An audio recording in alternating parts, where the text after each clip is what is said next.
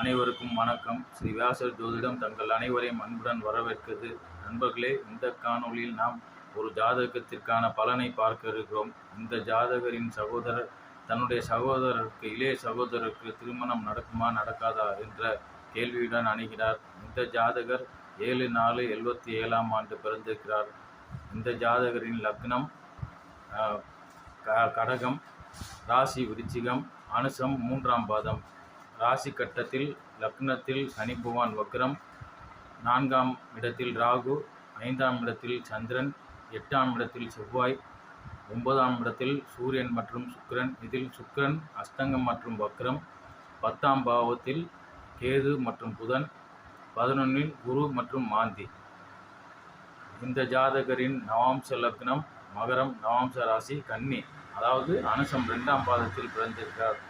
இந்த ஜாதகரின் ராசி கட்டத்தில் இந்த அமைப்பு மற்றும் பாவ கட்டத்தில் லக்னத்தில் யாரும் இல்லை. லக்னத்துக்கு 3ஆம் பாவத்தில் ராகு, லக்னத்துக்கு 4இல் சந்திரன், லக்னத்துக்கு 8இல் செவ்வாய், லக்னத்துக்கு 9இல் சூரியன், சுக்கிரன், கேது மற்றும் புதன், லக்னத்துக்கு 10இல் குரு, லக்னத்துக்கு 11இல் மாந்தி. இது பாவ கட்டம்.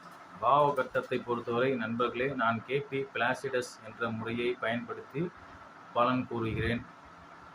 இந்த ஜாதகருக்கு திருமணம் நடக்குமா என்று பார்ப்போம்.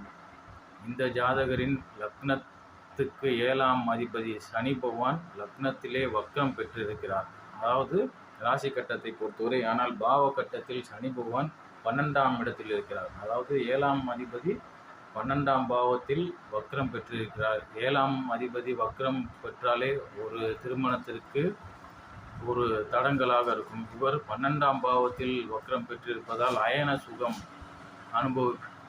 அனுபவிக்க தடை உள்ளவராகிறார்.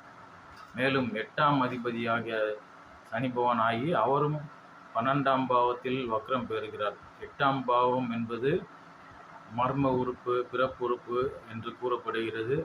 அந்த அதிபதி வக்ரம் பெற்றிருக்கிறார். ஆகையால் இவருக்கு அந்த பகுதியில் ஏதாவது பிரச்சனை இருக்கலாம்.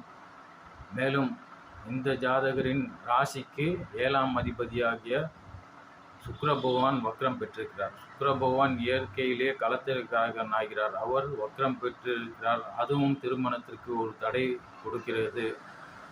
மேலும் ராசிக்கு 7ஆம் அதிபதியாகிய சுக்கிரன் ஒரு திருநங்கையின் சாரத்தில் அமர்ந்திருக்கிறார். இந்த ஜாதகத்தை நாம் பார்த்தோமானால் பெரும்பாலான கிரகங்கள் திருநங்கை சாரத்தில் இருக்கிறார்கள். சனி பகவான் சுயச்சாரம் என்றாலும் அவர் திருநங்கை சாரத்தில் அமர்ந்திருக்கிறார். அதாவது பூசத்தில் அமர்ந்திருக்கிறார். சூரியனும் கேது சாரம் வாங்கி ரேவதி சாரம் வாங்கி அவரும் திருநங்கை சாரம் ஆகிறார். மேலும் சுக்கிர பகவானும் ரேவதி சாரத்தில் அமர்ந்திருக்கிறார். 2ஆம் பாவத்தில் 2ஆம் சாரத்தில் இருக்கிறார். ஆகையால் அவரும் திருநங்கை சாரம். கேது ரேவதி, புதன் ரேவதி சாரத்தில் இருக்கிறார்கள். அவரும் ரேவதி அஸ்வினி சாரம் என்பதும் திருநங்கை சாரம் தான். ஆகையால் பெரும்பாலான கிரகங்கள் திருநங்கை சாரத்தில் அமர்ந்திருப்பதால் இவருக்கு திருமணத்தில் தடை ஏற்பட்டு கொண்டிருக்கும். மேலும் புத பகவான் 3 மற்றும் 12ஆம் அதிபதி ஆகிறார். அவர் திருநங்கை சாரத்தில் இருக்கிறார். ஆகையால் இதெல்லாம் ஒரு திருமணத்திற்கு இவருக்கு விருப்பம் இல்லாமல் இருக்கும். ஆனால் மேலோட்டமாக விருப்பம் தெரிவித்துக் கொண்டிருக்கலாம்.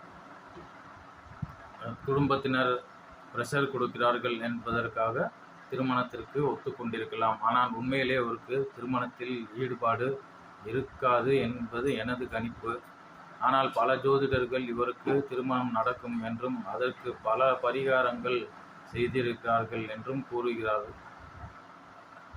பெரிய பெரிய ஜோதிடர்கள் எல்லாம் இவருக்கு திருமணம் நடத்தும் என்று கூறி பரிகாரம் செய்ய வைத்திருக்கின்றனர். ஆகையால் ஆனால் எனது கணிப்பின்படி இவருக்கு திருமணம் நடக்காது.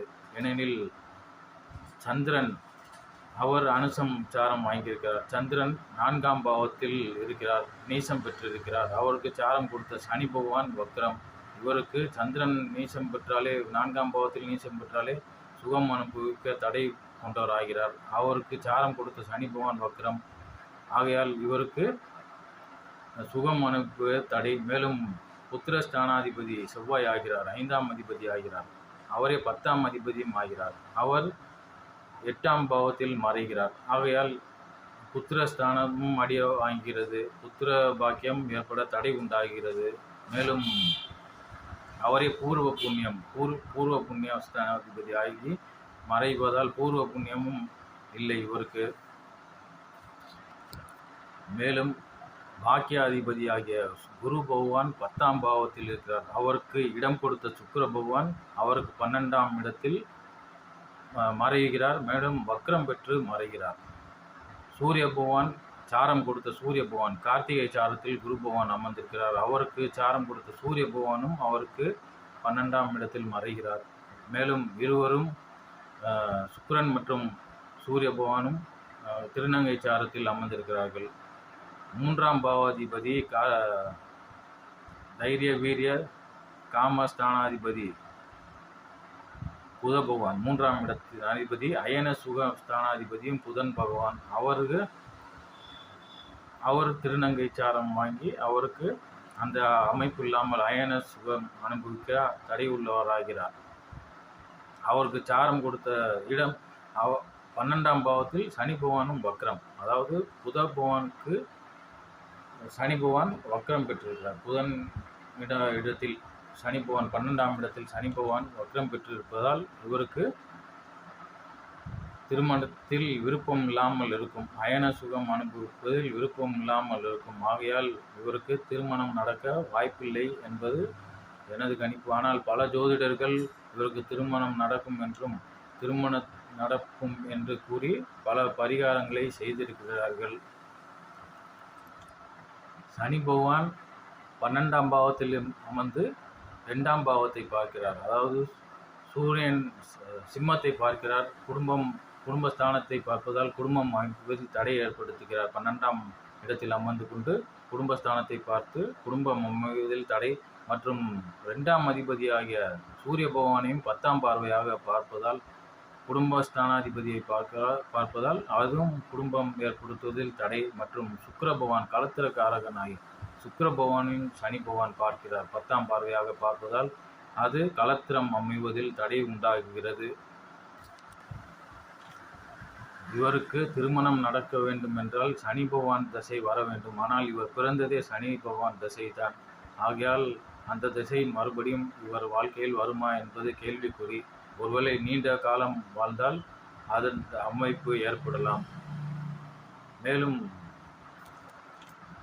சனி பகவான் என்பவர் 7ஆம் அதிபதியாக வேலை செய்ய வேண்டும் என்றால் அது சனி பகவான் திசையில் தான் வேலை செய்யும். மற்றபடி இவர் சனி பகவானாக வேலை செய்வார், அதாவது தீய கதிர்களை வீசுவார். ஆகையால் இவருக்கு திருமணம் நடக்க வாய்ப்பில்லை என்பது எனது கருத்து. 12ஆம் பாவத்திலிருந்து 3ஆம் பாவாதிபதியும் பார்க்கிறார்.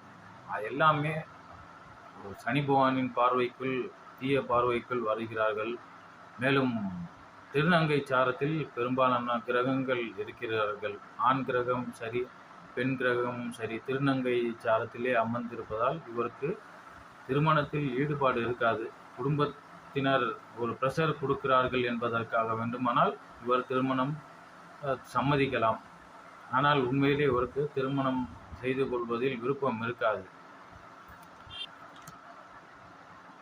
பூர்வ புண்ணிய ஸ்தானாதிபதி செவ்வாய் பகவான் 2ஆம் இடத்தை பார்ப்பது சிறப்பு, குடும்பஸ்தானத்தை பார்ப்பதால் சிறப்பு தான். ஆனால் சனி பகவானும் 2ஆம் இடத்தை பார்க்கிறார். மேலும் 2ஆம் அதிபதியும் சனி பகவான் இரட்டை தன்மை, அதாவது ஒன்று ஸ்தானத்தையும் பார்க்கிறார், ஸ்தானாதிபதியும் பார்க்கிறார். ஆகையால் செவ்வாயை காட்டிலும் சனி பகவானின் பார்வை இங்கே அதிகம் வேலை செய்கிறது. செவ்வாய் பகவான் 8ஆம் பார்வையாக 3ஆம் பாவத்தை பார்க்கிறார். இவருக்கு தைரிய வீரிய இந்த காம சிந்தனைகள் எல்லாம் இருக்கும். ஆனால் 3ஆம் அதிபதியை சனி பகவான் பார்க்கிறார். மேலும் 3ஆம் அதிபதி ஒரு திருநங்கை கிரகத்தின் சாரத்தில் அமர்ந்திருப்பதால் அந்த சிந்தனைகளை செயல்படுத்த முடியாது. அந்த அளவுக்கு இவருக்கு விருப்பம் இருக்காது என்றே எனது கருத்து நண்பர்களே. நண்பர்களே, தொடர்ந்து பாருங்கள். இந்த பதிவை குறித்து உங்கள் கருத்துக்களை தெரிவியுங்கள். நன்றி, வணக்கம்.